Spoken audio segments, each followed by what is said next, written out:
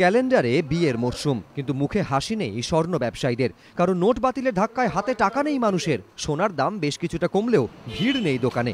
অন্যান্য বছর এই সময় বেশ চড়াই থাকে সোনার দাম, এবার অনেকটা কম। সেপ্টেম্বর মাসে কলকাতায় 10 গ্রাম পাকা সোনার দাম ছিল 31,777 টাকা।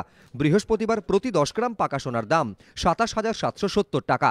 এক ভরিতে কম বেশি 4,000 টাকা দাম কমলেও বিক্রিতে ভাটার টান। ইতিমধ্যে কাজ হারিয়ে ঘরে ফিরেছেন ভিন রাজ্যের অনেক স্বর্ণশিল্পী। তথৈবচ কলকাতার স্বর্ণশিল্পীদের অবস্থাও। ক্ষুব্ধ স্বর্ণশিল্পী বাঁচাও কমিটি। এতটা খারাপ হওয়ার কারণ অনিশ্চয়তা।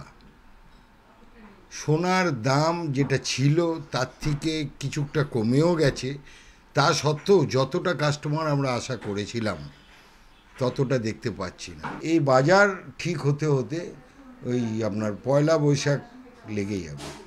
বিয়ের মরশুমে হাতে কম বেশি আরও 2 মাস। এর মধ্যে সমস্যা কি মিটবে? একটু ব্যবসাটা কমই আছে কম্প্যারেটিভলি গত বছরের তুলনায়, কিন্তু আমরা আশা করছি যে পরবর্তীকালে এটা কাস্টমার্সরা অ্যাডজাস্ট করে নেবে এবং আবার জুয়েলারি ইন্ডাস্ট্রি আগের ফর্মায় ফিরে আসবে। এ তো না হয়ে গেল সোনার কথা, নোট বাতিলের প্রভাব পড়েছে বছর শেষের উপহারের বাজারেও। নতুন বছরের শুরুতে গ্রাহক শুভানুধ্যায়ীদের ডায়েরি উপহার দিয়ে থাকে অনেক সংস্থা। নোটের গেরোই এবার সেসবও বন্ধের মুখে। অন্যান্য বছর এই সময় যেখানে দম ফেলার ফুরসত থাকে না, সেখানে এবার মাথায় হাত ডায়েরি ব্যবসায়ীদের। অনেক ডাউন, মানে 50% থেকে বেশি ডাউন আছে গতবার থেকে। এই সময় আমরা বসে মানে খাওয়ার সময় পাই না, এত বিজি ছিলাম আমরা।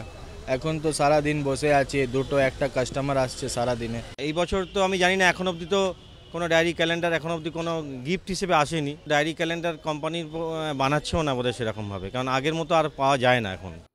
দেশবাসীর কাছে 50 দিন সময় চেয়েছিলেন প্রধানমন্ত্রী, সেই সময় শেষ হতে বাকি সপ্তাহ খানেক। ব্যবসায়ীদের মতে এর মধ্যে অবস্থার উন্নতি না হলে পরিস্থিতি যে আরও ঘোরতর হবে তা বলাই বাহুল্য। সঞ্চয়ন মিত্র, এবিপি আনন্দ, কলকাতা।